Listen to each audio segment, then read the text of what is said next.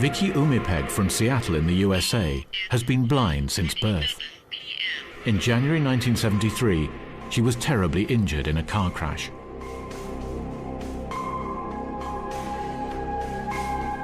I had a skull fracture, concussion, neck injury, back injury, leg injury, and I was dead for 4 minutes. Vicki's heart had stopped.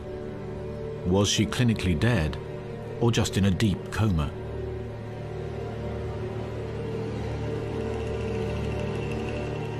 My back was up against the ceiling, and then I was looking down at everything. The one doctor said, well, it's a pity now that she could be deaf as well as blind because there's blood on her left eardrum. And then the female doctor said, well, we don't even know if she's going to survive this coma, and if she does, she could be in a permanent vegetative state, and that made me mad. As she fought for her life, something even more extraordinary happened. Vicki could see for the very first time. I felt like it was a nightmare because I have never been accustomed to perceiving of anything from a distance. And I touch things.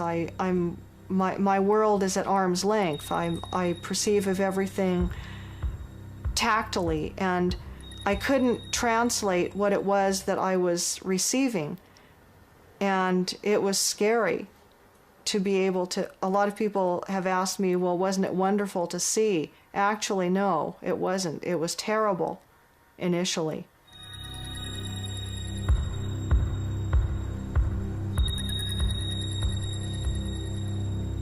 I saw this ring on my left ring finger, and I thought, okay, that is me. And I also realized I had very long hair then down to my waist, and I realized that they'd shaved off quite a lot of it, and I was pretty upset about that.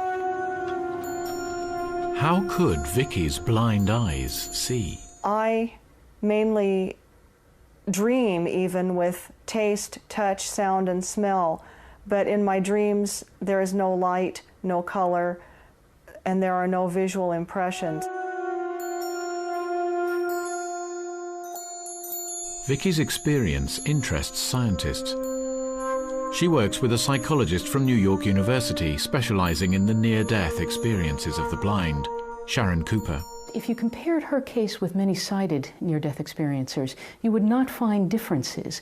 The only difference that I was able to discern between her case and a sighted person is her description of color. She called it different brightnesses of light, and that's because she had no way to understand what color was. She did notice differences in the environment during her experience. She just didn't know what to call them. Vicki Noratuk survived and returned to her world of darkness. She still has no doubt that for just a few minutes, she was able to see. I do know that there are many people who are going to be skeptical and who don't understand and who don't believe what I say, but I know what I experienced, I know what I saw, I know what I heard, I know what I felt. And so I just leave it at that.